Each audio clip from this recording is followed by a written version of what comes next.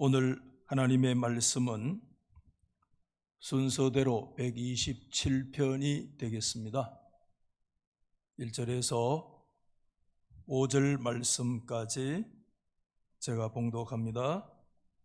여호와께서 집을 세우지 아니하시면 세우는 자의 수고가 헛되며 여호와께서 성을 지키지 아니하시면 파수꾼의 깨어 있음이 헛되도다.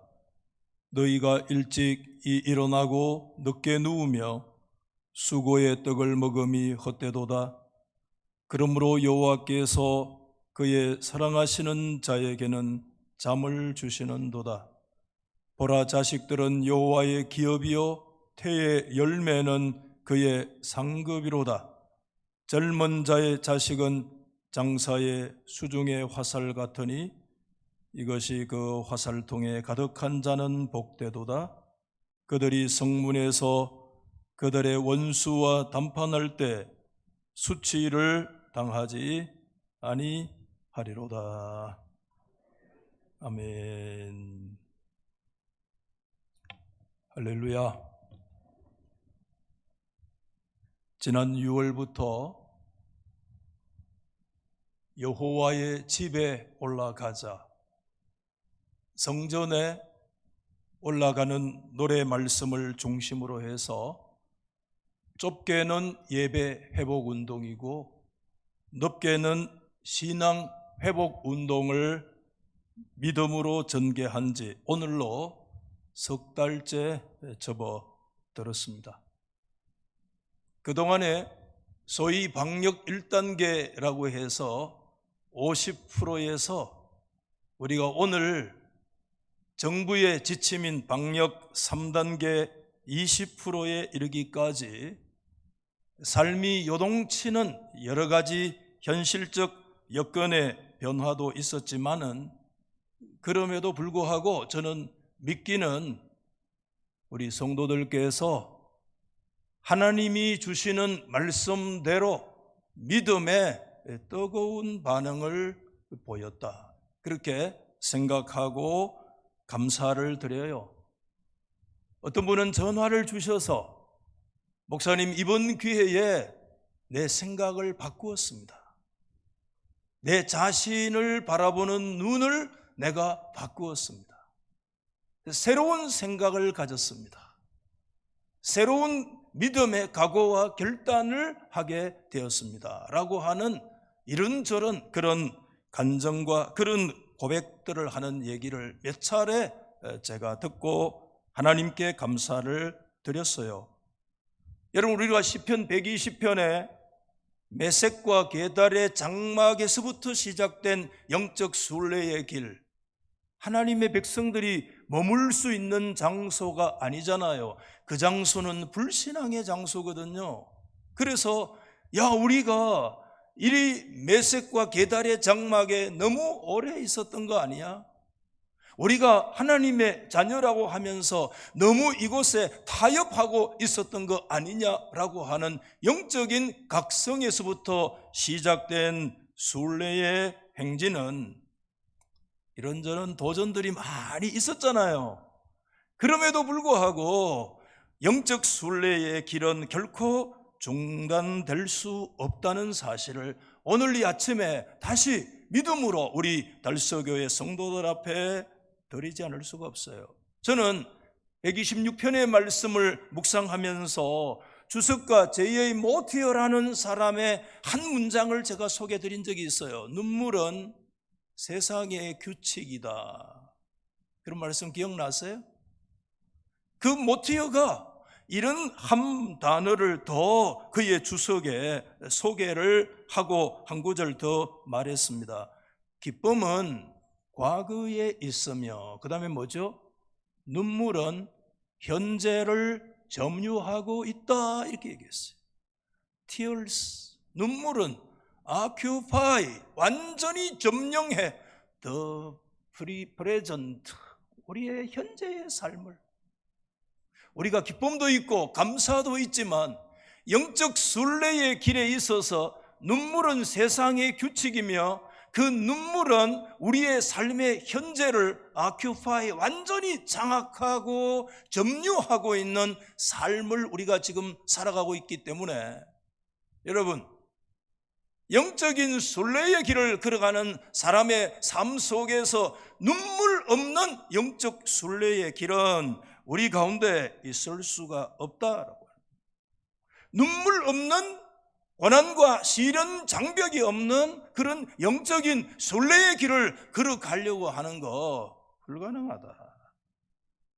오늘 우리가 이 영적 순례는 우리의 발을 밟아서 올라가는 순례를 말씀하는 거 아니잖아요. 우리가 저 어디 지리적인 예루살렘까지 올라가자고 말씀하는 거 아니잖아요. 오늘 이 영적 순례는 발로 밟는 순례가 아니라 우리의 마음으로, 아멘, 우리의 심령으로 살아계신 하나님의 지성소까지 올라가자고 하는 이 영적 순례의 길이기 때문에, 오늘도 여러분, 우리 성도들, 코로나에 너무 여러분 이 시간에 마음을 집중하지 마시고 믿음의 주여 온전케 하시는 예수 그리스도를 바라볼 수 있기를 주님의 이름으로 축원합니다. 예수님을 깊이 생각하시면서 오늘 이 시간 다시 믿음으로 우리 성도들 초청합니다. 코로나에서 예수 그리스도 앞으로 다시 여러분들을 초청하면서 우리가 순례의 길을 다시 힘있게 걸어가야 될 줄로 확신합니다. 여러분, 오늘 시편 127편은 우리 방금 정말 중창단이 찬양을 하나님 앞에 드린 것처럼 굉장히 사랑받는 시편이죠, 그렇죠? 익숙하고, 정말 우리가 하나님 앞에 기도할 때 우리 선조들이 계속 기도한 문구가 있잖아요. 인간의 생사 화복을 주장하신 그 뭡니까? 하나님의 주권적 사상을 우리는 그렇게 표현을 하면서 하나님 앞에 기도할 때, 그래도 대체로 가장 우리 성도들이 많이 인용하는 구절이 여호와께서 집을 세우지 아니하시면 세우는 자의 수고가 헛되고 여호와께서 성을 지키지 아니하시면 파수꾼의 경성함이 헛되고 너희가 아침에 일찍 일어나 저녁에 늦게 누워도 그 수고의 떡을 먹음이 샤웨 헛되고 헛되며 헛되도다라고 하는 세 차례에 걸쳐서 이 지혜의 시편을 우리 가운데 이 핵심 속에 던져주고 있는데, 그때마다 우리는 정말 한 구절 구절 생각할 때 아멘, 아멘을 연발하지 않을 수가 없어요. 하나님이 집을 세우지 아니하시면 세우는 자의 수고가 헛되다. 아멘입니까? 아멘입니까? 우리 한번 아멘 해보세요. 하나님이 성을 지키지 아니하시면 파수꾼의 경성음이 헛되다. 아멘입니까? 우리가 아침에 일찍 일어나서 저녁에 늦게 누워도 하나님이 우리와 함께하지 않으시면 이 모든 것이 헛된 거 여러분 믿으시면 아멘. 그럼요, 우리가 세 차례에 걸쳐서 아멘을 연발할 수밖에 없는데, 근데 여러분 2절 끝에 나오는 그 다음에 구절이 좀 문제죠. 그러므로 여호와께서 그의 사랑하시는 자에게는 뭐죠? 잠을 주시는도다. 여기에 그러므로라는 접속사가 앞에 있는 내용을 순접으로 그대로 받는 것으로 보아서 오늘 그 사랑하시는 자에게 잠을 주신다는 이 2절 하반절의 말씀은 반드시 앞에 있는 말씀을 받고 앞에 있는 말씀에 어쩌면 작은 결론일 수 있는데, 이 말씀이 잘 이해가 되세요? 뜬금없이 왜 하나님께서는 그 사랑하시는 자에게 잠을 주신다는 말씀을 오늘 이 부분에서 하고 있을까? 도대체 이 구절의 말씀이 하나님께서 성을 지키시고 하나님께서 집을 세우시고 하나님께서 우리 인생을 책임져 주신다는 말씀과 도대체 무슨 연관이 있단 말인가? 라고 하는 이 시편 성경의 이 통일성의 부재에 대한 불연속성에 우리는 당연히 아주 당황스러워할 수밖에 없는 구절이기도 해요. 여러분 그런 거 안 느껴요? 100번 읽으면 100번 느껴요, 저는요. 그리고 3절 이하 5절 말씀도 전혀 어쩌면 앞에 있는 내용과 색다른 주제가 달라요. 보라, 자식들은 여호와의 기업이요 태의 열매는 그의 상급이로다. 젊은 자의 장사의 화살 같은데 이게 다 하나님이 주신 것이다 라고 하는 말씀도 가만히 보면 후손에 대한 축복의 말씀 같기도 하고 해서 전혀 다른 주제의 말씀으로 이어지는, 역시 이 시편 성경의 통일성이 깨어지고 성경의 불연속성이 강조되어지는 그런 당황스러운 느낌을 우리는 또 한 번 받지 않을 수가 없어요. 그렇죠? 그렇기 때문에 게르스텐버그라든지 퍼듀 같은 이 성경학자는 아예 이 시가 마치 두 개의 독자적인 시를 하나로 묶은 것이다 이렇게 얘기를 하죠. 기토나 보텐버즈 같은 학자의 글을 보면 아예 이 시는 한 개의 시편이 아니야. 이것은 아예 두 개의 시편으로 쪼개야 돼. 그래서 1절과 2절은 127편, 127A편이고 3절 이하 5절 말씀까지는 127B편으로 아예 쪼갰어요. 자기 마음대로 뭐 성경 쪼개요. 쪼갤만 하잖아요. 그래서 전혀 다른 집을 짓는 주제, 후손의 축복을 다루는 주제가 다른 주제인 것처럼 느껴지잖아요. 그러나 여러분, 오늘 이 말씀을 여러분 잘 생각해 보십시오. 이 시편의 통일성이라고 하는 것은, 일관성이라고 하는 것은 이런 학자들이 바라보는 어떤 그런 비상적인 것보다는요 더 단단하게, 더 단단하게 이 시편은 하나의 시편으로 통일성 있는, 일관성 있는 그런 시편으로 일관되고 그렇게 제시되어져 있다라고 하는 거 우리가 생각하게 되죠. 조금씩 풀어가야 되지 않겠습니까? 그러면 어떻게 이 시편이 그렇게 통일성이 단단하게 결속이 되어져 있는가? 여러분, 시편은 150편까지 있는데 전체 권수로 얘기하면 5권입니다. 시편은 5권으로 이루어져 있어요. 1권에서 5권까지. 우리가 성전에 올라가는 노래 120편에서 134편까지는 제5권 마지막 권에 속해요. 107편부터 마지막 150편까지가 시편의 5권 전체 내용인데, 이 중에 5권 가운데 127편은 5권의 중심이고, 좀 넓게 보면 조금 더 범위를 좁히면 성전에 올라가는 노래가 총 몇 편이죠? 15편이잖아요. 그렇죠? 그 15편의 가운데 딱 있는 시편이 뭐냐면 그게 127편이에요. 왼쪽으로 7시편, 앞으로 남은 7시편에서 딱 중앙에 127편이 자리 잡고 있어요. 그러면 성전에 올라가는 노래의 구조적인 중심에 127편이 있다는 것은 그게 뭐 그냥 우연히 그냥 거기 있는 거 아니에요. 여러분, 성경, 특별히 시편은요, 구조적인 문제는, 내용은 그 시편의 실질적인 내용을 우리 가운데 말씀하고, 구조적인 중심은 내용상의 중심이기도 하다라고 해요. 그렇다면 127편이 성전에 올라가는 15편 노래 가운데 가장 중심에 이것을 배치하고 있다는 것은 구조적으로 우리 가운데 이미 뭘 말씀하고 있는가 하면, 성전에 올라가는 노래 가운데 가장 핵심적인 메시지가 어디에 담겨 있는가 하면 오늘 127편 말씀 안에 담겨 있다라고 하는 거 말씀해 주고 있죠. 자, 그러면 좀 까다롭습니까? 날씨 더운데 이해가 돼요. 여러분, 성전에 올라가는 노래의 핵심 사상이 뭐죠? 성전에 올라가는 이 15편의 가장 근본적인 얘기를 우리 가운데 뭐 해요? 이 질문은 우리가 왜 성전에 올라가느냐라고 질문하면 되죠. 왜 성전에 올라가죠? 뭐 하려고요?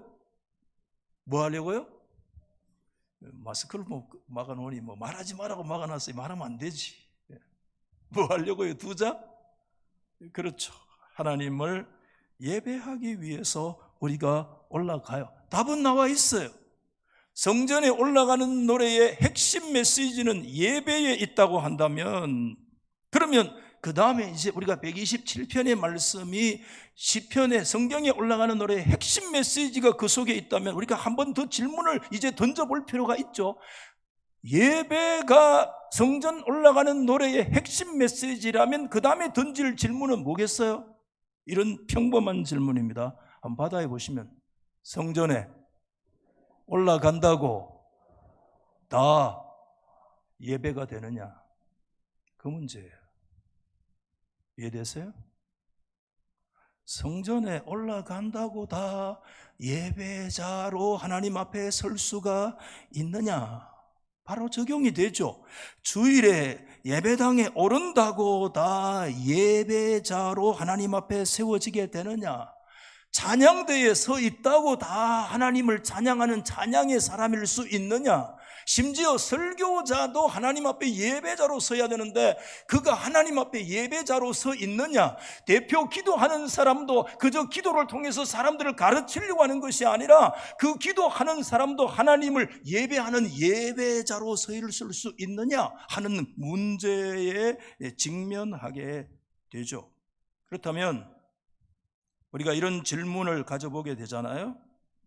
예배를 예배되게 하는 가장 핵심적인 요소가 무엇이냐 하는 문제가 대두가 돼요. 오늘 예배에 오신 여러분, 예배를 위해서 오신 여러분, 지금 예배자로 서 있는 여러분, 한번 여러분에게 다시 근원적인 질문을 드려보겠습니다. 예배를 예배되게 하는 핵심이 여러분 뭐라고 생각하세요? 다시 질문 드려볼게요. 일생 순례자의 길은 예배자의 길인데 여러분 예배를 예배되게 하는 것이 뭐라고 생각하세요? 아마 한 100가지쯤 답이 나올 수 있을 것 같아요. 그러나 조금 범위를 좁히면 저와 여러분의 예배의 대상이 누구예요? 살아계신 하나님이 우리의 유일한 예배의 대상인 줄 여러분 믿으십니까? 그렇다면 하나님께 예배하기 위해서 우리가 가장 우리에게 요구되고 핵심적이고 필요한 것은 무엇일까요? 저는 이렇게 믿고 말씀을 드리겠습니다. 예배가 예배되기 위해서는 우리의 예배의 대상이신 하나님으로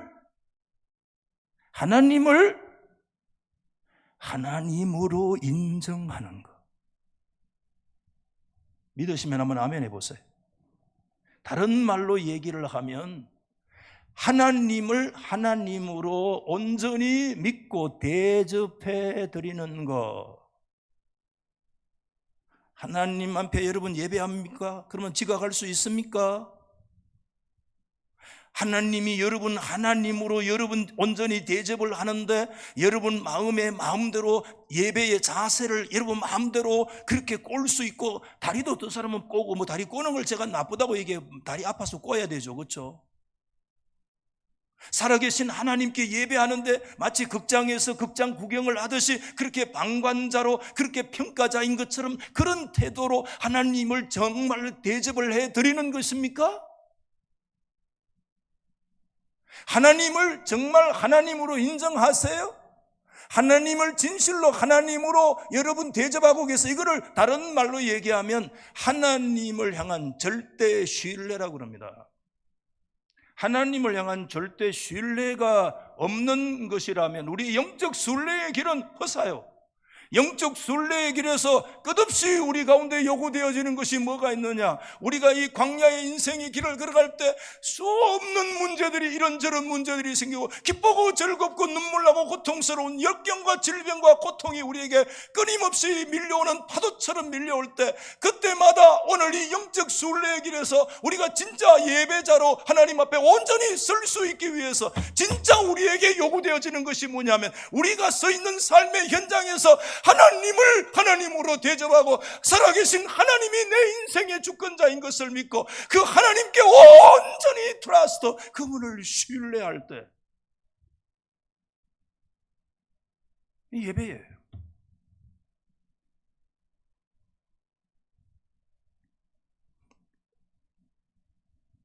그렇다면 오늘 이 127편에 여호와께서 집을 세우지 아니하시면 세우는 자의 수고가 헛되다, 이렇게 시작을 하는데, 집이라는 거 다양한 의미가 있겠죠. 인생과 가문과 우리의 삶들. 그러나 우선 범위를 아주 좁혀가지고 구약적으로 살펴보면 여기에 집을 짓는다. 이게 우선적으로 뭘 1차적으로 얘기하는 성전을 짓는다. 이 집을 세운다라고 하는 가장 근본 1차적인 성전을 짓는다는 것일 수 있는데, 왜냐하면 이게 오늘 127편은 누구의 저자가 누구냐 하면 누구죠? 솔로몬입니다. 성전에 올라가는 노래 다윗의 시편 4가지가 있고 그 중에 한 편이 있는데 솔로몬의 시편이 있고 나머지 10편은 저자를 몰라요. 시편 150편 가운데 솔로몬의 시편 한두 편이 있는데 그 중에 오늘 127편이 오늘 이 시편을 솔로몬의 시편으로 얘기하고 있어요. 여러분, 솔로몬의 생애를 가만히 들여다보면 그 사람은 뭐한 사람이냐 하면 일생 동안 건축한 사람이야. 사실상 그가 왕위에 올라서 등극한 지 4년 때 하나님 여호와의 성전을 짓기 시작을 했는데, 여러분, 솔로몬 성전, 예루살렘 성전을 지을 때 몇 년 동안 걸쳐서 지은 줄 아세요? 몇 년 동안? 몇 년 동안? 럭키? 그렇게 얘기하는데도 7년 동안, 7년에 걸쳐서 성전을 지었는데, 여러분, 레바논의 백향목을 벌목하는 사람 벌목공이 얼마가 들었느냐? 3만 명. 그 성전에 필요한 석공들, 채석공이 몇만 명, 7만 명이 동원됐어요. 그 공사에 투입된 연 인원이 성경의 내용 합하면 7만 명이에요. 그 전체 공사 감독이 3,300명이라 도합 성경에 나오는 숫자를 다 합하면 18만 3,300명이 7년에 걸쳐가지고 이루는 대역사가 그게 솔로몬 성전입니다. 대단하잖아요. 근데 더 놀라운 것은요, 그 이후에 13년 동안에 걸쳐가지고 솔로몬이 또 집을 하나 지었어요. 그게 뭐냐 하면 뭐죠? 자기가 자기 궁을 지었는데 성전 배 이상, 그것도 크기가 사람들에 의하면 성전 크기의 4배를 지었기 때문에 13년 동안 솔로몬은 집을 지었어요. 그것만 아니에요. 성경을 언뜻 보면 저 레바논에 나무궁을 짓고 그 외에 무슨 궁을 짓고, 여러분, 솔로몬은 일생 동안 성전부터 자기 궁전까지 수십 년 동안 건물하고 건물 짓다가 백성들의 세금 거두어나고 나중에 막 반란이 일어나고 이제 그런 역사가 일어나잖아요. 솔로몬의 시편이라는 것이 오늘 이 127편과 잘 어울려요. 여기서 여호와께서 집을 세우지 아니하시면 세우는 자의 수고가 헛되다라고 하는 이 말씀을 범위를 좁혀서 여러분, 저자인 솔로몬의 생애와 우리가 연관지어 가지고 말씀을 하고 우리의 생애 속에 적용한다면, 저는 좀 비텀적용이라는 말을 제가 만들어 쓰고 싶은데, 이 부분에서 조금 적용을 하면서 좀 비틀어 적용을 하면, 여호와께서 집을 세우지 아니하시면 세우는 자의 수고가 헛되고 여호와께서 성전을 짓지 아니하시면 세우는 자의 수고가 헛되고, 이 말씀을 비틀어 적용하면 저는 이렇게 적용하고 싶어요. 솔로몬이 여러분 100개의 성전을 지었다 할지라도 하나님을 신뢰하지 않았다면 그는 단 한 번의 예배도 성립될 수 없었다. 이런 말씀을 드리고 싶어요. 이해되십니까? 제가 자주 말씀을 드렸습니다. 여러분, 솔로몬은 건물로서의 성전 짓는 데는 하나님이 허락하셔서 성공했습니다. 그러나 솔로몬은 영적 성전, 눈에 보이지 않는 심령 성전, 하나님이 이 건물 안에 계십니까? 하나님은 저와 여러분의 심령 안에 계시는 줄 믿습니다. 그는 건물로서 성전에 성공했지만 심령의 성전으로 살아계신 하나님을 모시지 못했습니다. 그것은 뭘 얘기하느냐? 솔로몬은 예배당인 성전 짓는 데 성공했지만 솔로몬은 예배에 실패한 사람입니다. 치명적이에요. 100개의 성전을 지어도 예배자로서 실패했어요.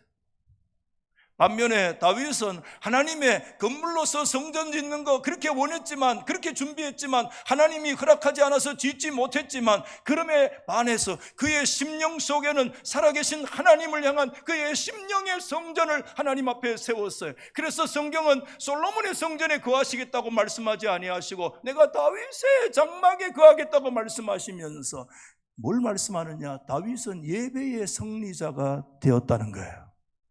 할렐루야.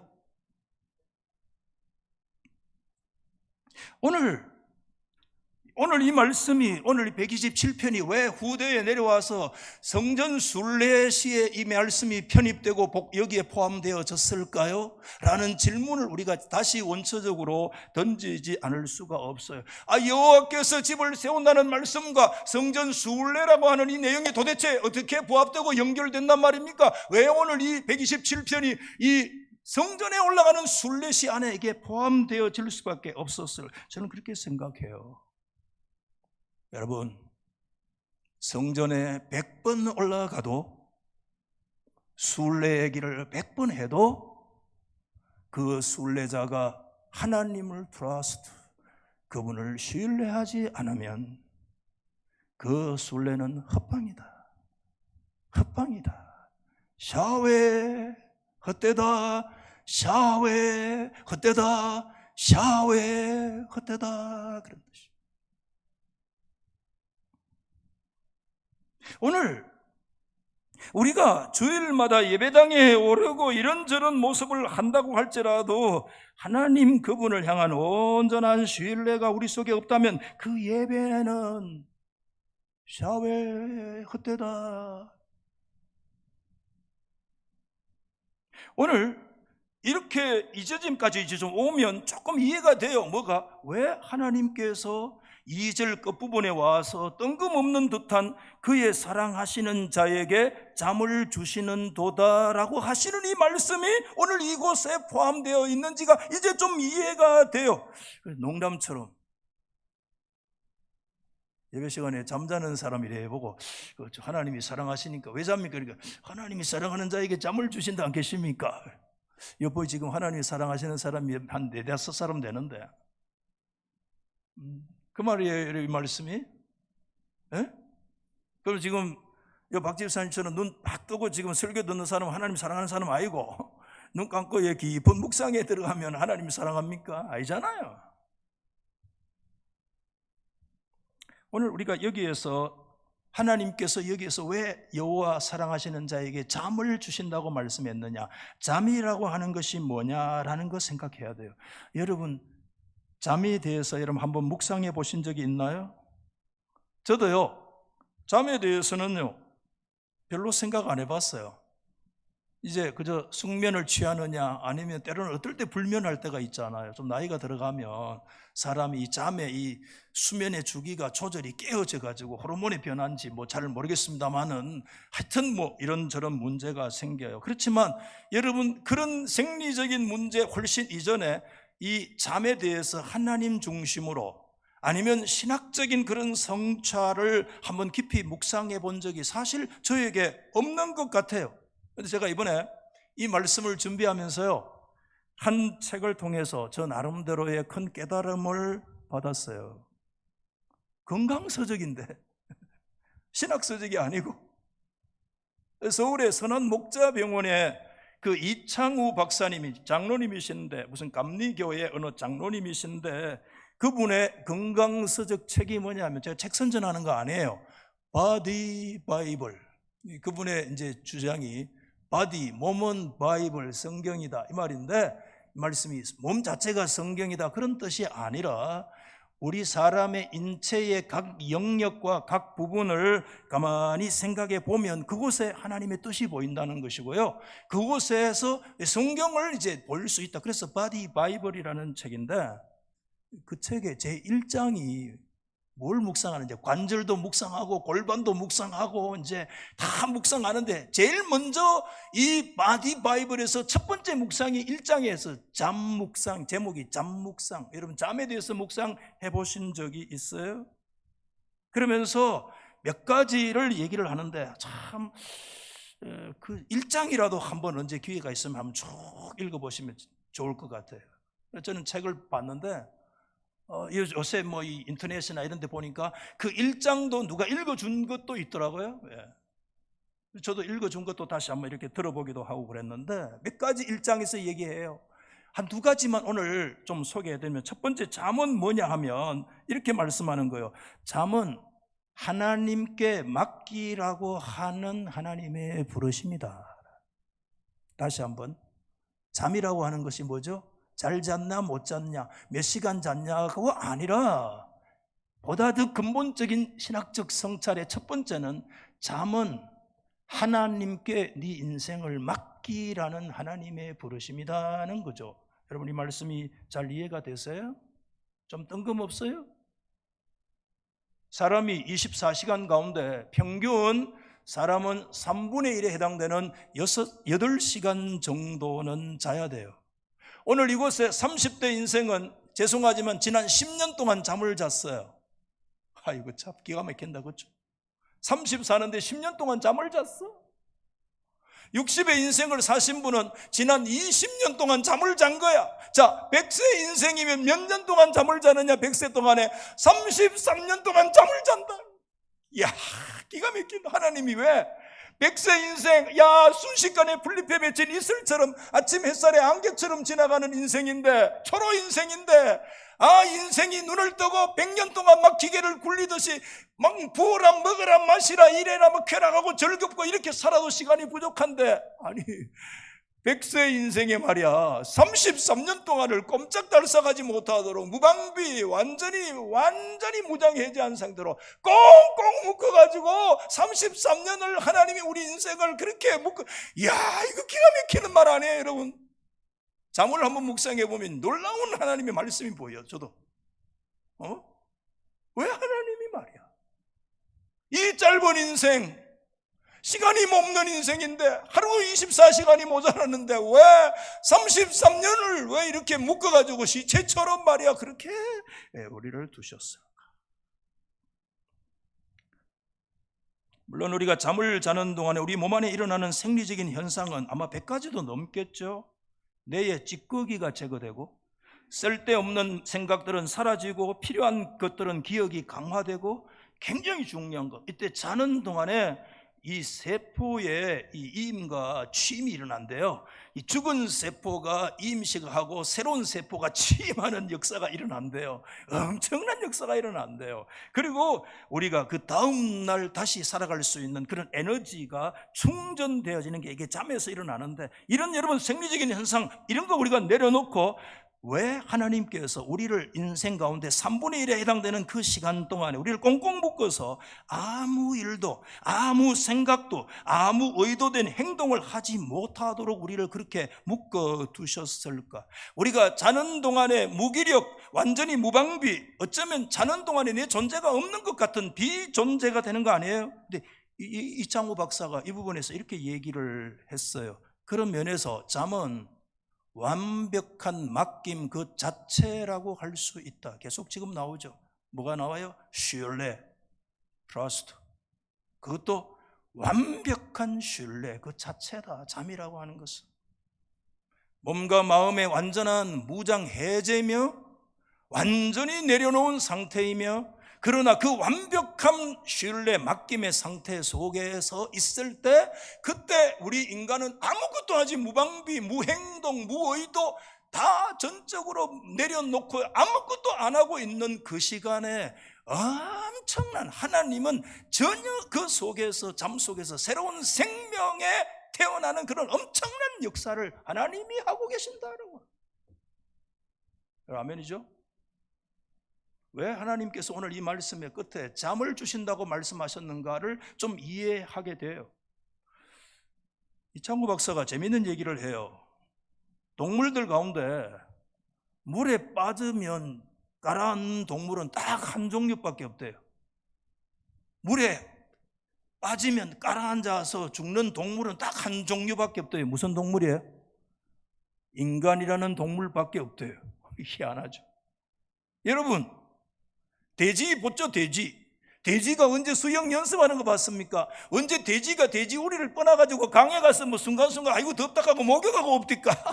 그런데 이상해요. 어릴 때 봤어요. 돼지가요 못을 건너가더라니까 난 깜짝 놀랐어요.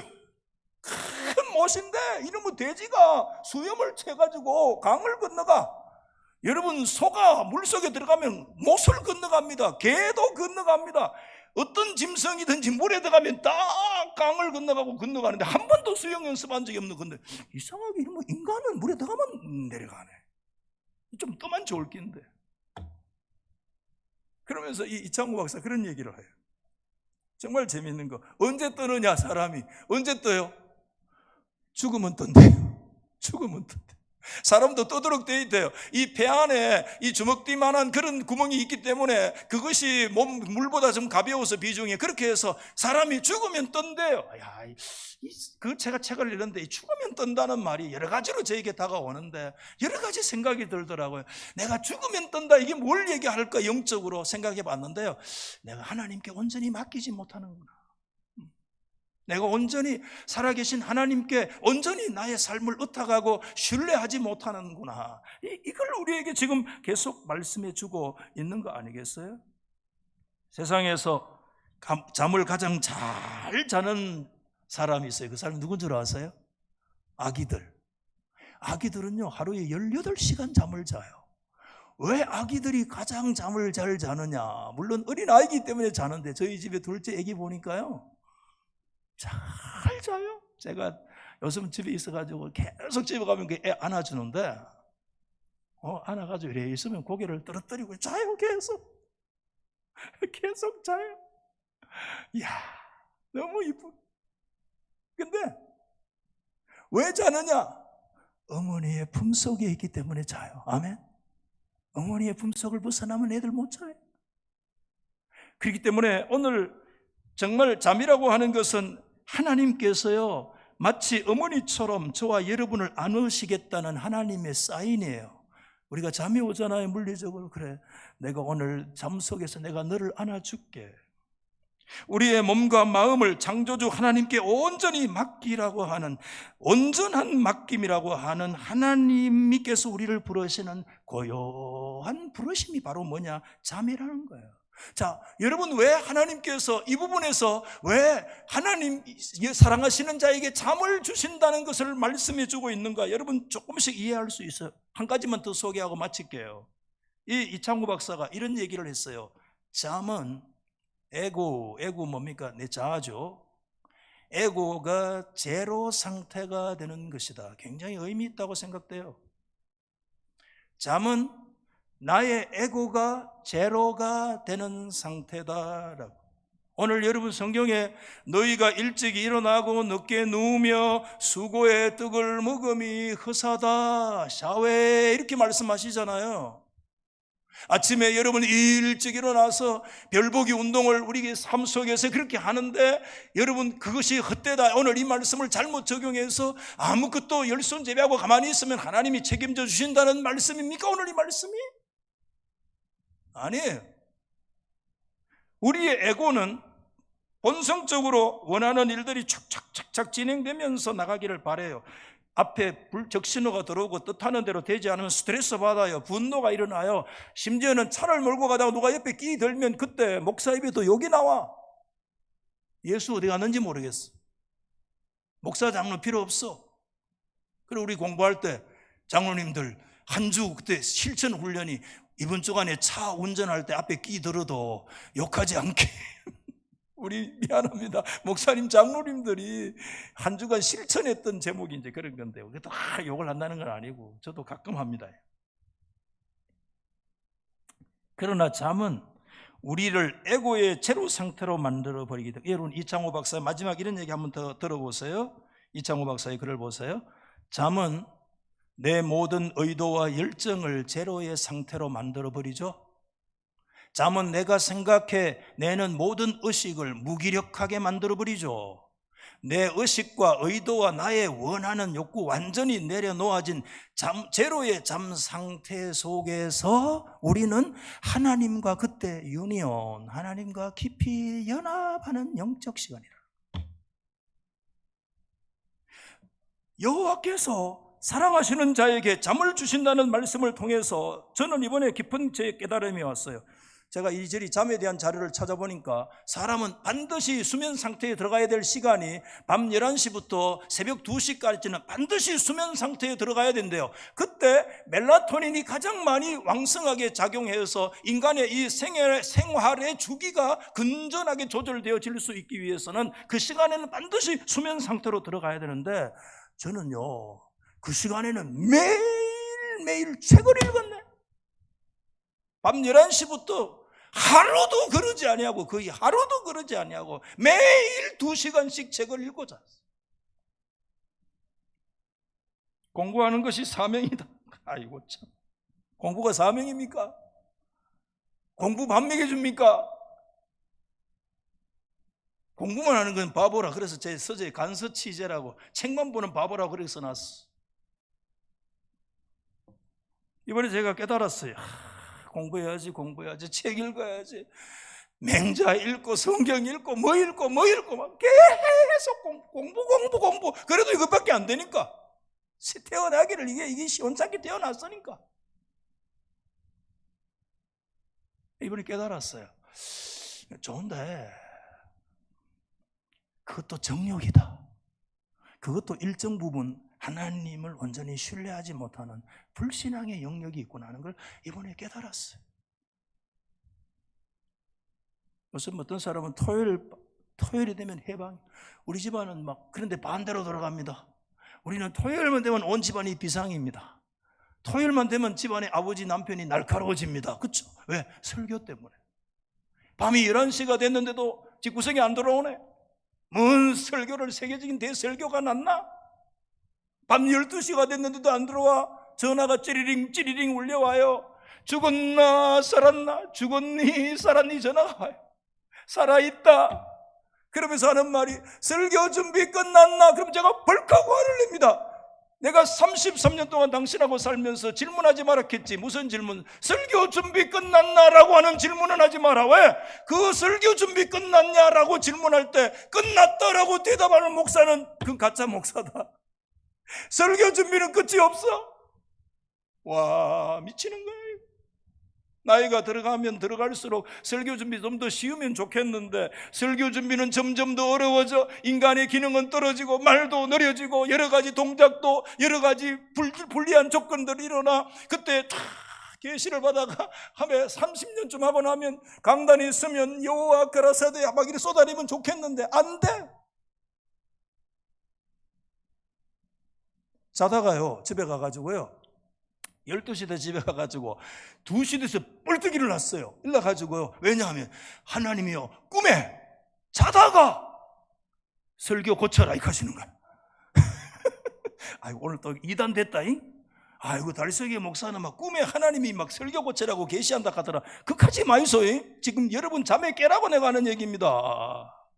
그 말이 아니라 막 자다가 깨달은 거야. 자다가 이 설교 논리가 잘못됐구나. 그래가지고 2시에 나갈 불켜가 설교를 뜯어고친 적이 한두 번이 아니에요. 그래도 이 모양이야.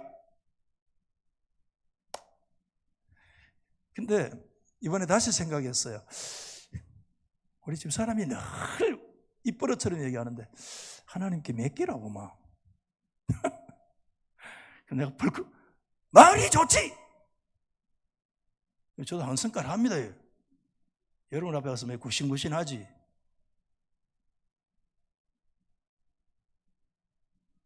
그래서 불신앙이구나. 하나님께 막. 그래서 자야 되겠구나. 하나님, 부족한 건 하나님이 책임져 주십시오. 아멘. 부족한 건 하나님이 은혜 주시는 대로 받으시기를 예수 이름으로 축원합니다. 진짜 이창호 박사 마지막에 한 문장 더 있네요. 이렇게 얘기했어요. 굉장히 마지막 중요한 얘기인데, 나는 제로가 되었는데 하나님이 내 모든 것이 되셔서, 할렐루야, 하나님의 원하심과 하나님의 섭리로 내 인생을 이끌어 가신다. 내가 온전히 내려놓아졌을 때 나의 그 잠듦 속에서, 여러분, 하나님은 전력 질주하신다. 깜짝 놀라서 나 이 문장 보고, 우리의 에고가 제로가 되어 있을 때 그때 하나님은 100% 전력 질주하신다. 오늘 찬송 가운데 하나님이 잠을 주신다는, 잠을 안 하고 지영아 뭐라 했노? 복을 주신다. 그렇게 노래 불렀죠, 이 집사님. 그 정확한 노래예요. 그래서 우리 표준 세번역에는 하나님이 그 사랑하시는 자에게 잠을 주신다라고 하는 이 말씀을 바꾸면 이렇게 번역해 받아하십시다. 하나님은 사랑하는 자가 잠자는 동안에도 복을 주신다. 할렐루야. 그 뜻이 표준 세번역에 그렇게 돼 있어요. 그 번역을 취하여 노래한 거예요. 하나님은 하나님의 사랑하시는 자가 에고가 제로가 되어 있을 동안에 하나님이 복 주시고, 그때 하나님이 100% 하나님이 전력 질주하셔서 하나님의 섭리와 그분의 원하심과 그분의 뜻대로 하나님의 역사를 이루어 가시는 줄 믿으시면 아멘. 아멘. 택시 운전 1시간 더 하면 돈이 얼만데, 내일 주일인데 12시간 넘어갔는데 1시간만 더 하자. 응? 그러가 1시간 더 하가 몇만 원 더 벌어가 눈이 벌거해가지고 주일날 예배 와서 예배가 안 됩니다. 불신앙이야. 그것도 일정 부분. 오늘날 학생들이 눈만 뜨면 고등학교 올라가면 뭐하러 가느냐 하면 난 모르겠어요. 그게 얼마나 진짜 도움 되는지, 그리고 그 돈 벌어가 뭐 하는지 잘 모르겠는데 꼭 필요하면 해야 되겠지. 고등학교 올라가면 알바한대. 알바. 그래서 전화해보면 너 교회 왜 알바 가요? 알바 주일날은 돈 더 주거든요. 고등학교 올라가면 오늘 청년 대학생들은 말할 것도 없고 알바에 붙들리면 예배 제로 됩니다. 예배 잊어버립니다. 불신앙이에요. 그것도 1시간 노동을 더하면 여러분 수입이 얼만데? 안식일이잖아요. 안식일은요, 사람이 일하지 않는 날이 안식일입니다. 왜 그러냐 하면 하나님의 열심이 완성된 날이기 때문에 그래요. 하나님께서 이루시는 하나님의 나라, 구원 역사, 인간의 노력, 율법적인 수고가 아니라 오직 하나님의 주권이 하나님의 나라를 세워 가시는 줄 믿으시기를 바랍니다. 그러므로 밤에 잠들지 않는 나라, 밤이 깨어있는 문화는 타락의 문화요, 유흥의 문화요, 가정을 파탄시키는 문화요. 밤에 자지 아니하고 깨어있는 것만큼 사람들 일하고 욕망하고 자신의 탐욕 속에 사로잡히면 그 문화는 소돔의 문화입니다. 그러나 밤에 자는 나라, 밤에 자는 사람, 밤에 자는 문화가 건전하고 가정적이며 신앙적인 문화요, 하나님의 열심 앞에 순응하는 영적인 문화라는 사실을 우리가 잊어서 안 됩니다. 오늘 말씀을 마칠게요. 오늘 3절 이하 후손에 대한 말씀도 사실상 동일한 메시지를 주고 있어요. 자식도 여호와의 주신 열매, 태의 상급, 그거 다 하나님이 주신 거라는 거예요. 그게 다 일맥상통한 하나의 원리가 논점으로 나오는데 그 모든 것들의 주권은 하나님의 손에 달려있다는 것입니다. 오늘 우리 가운데 진실로 하나님 여호와의 앞에 순례의 길을 걸어가는, 하나님 앞에 예배자로 서기를 원하는 진정한 하나님의 사람들에게 한 가지 요구되는 영적 특성이 있다면 그것은 너의 순례의 길에 어떤 고난과 역경과 순간을 만난다고 할지라도 트러스트, 신뢰하라. 마치 뭐처럼 하나님께서 강제로 꽁꽁 묶어서 하루에 3분의 1 동안 무방비 완전히 무장해체해서 전적인 맡김의 상태에 들어가는 잠처럼 하나님 그분을 향한 온전한 신뢰가 있을 때 네가 하나님 앞에 진정한 예배자가 될 수 있고, 네가 성전에 올라가서 성전 순례에 성전을 100개를 짓고 10,000개를 지어도 네가 하나님 여호와를 하나님 대접하지 아니하고 여호와께 온전히 신뢰하지 않는다면 그것은 너는 예배자로 실패다. 그러므로 베드로 사도는 베드로전서 5장 말씀에서 너희 염려를 다 주께 맡기라. 이는 그가 너희를 돌보심이라. 할렐루야. 다 하나님의 다급한 초청입니다. 왜? 맡기지 않으면 넌 죽기 때문에, 맡기지 않으면 너는 예배 실패하기 때문에, 맡기지 않으면 너는 병들기 때문에, 맡기지 않으면 너 인생은 불행하기 때문에, 불행하기 때문에 하나님이 부르는 거예요. 다 맡기라니까. 아멘 할 때까지 해. 다 맡기라니까. 안 맡기면 너 죽어. 맡겨. 그래야 예배가 성공할 수 있어. 네 인생의 영적 순례의 길을 걸어갈 수 있어. 할렐루야. 그래서 오늘 여러분 이 찬송 오늘 한 장 부르고 그렇게 마치려고 해요.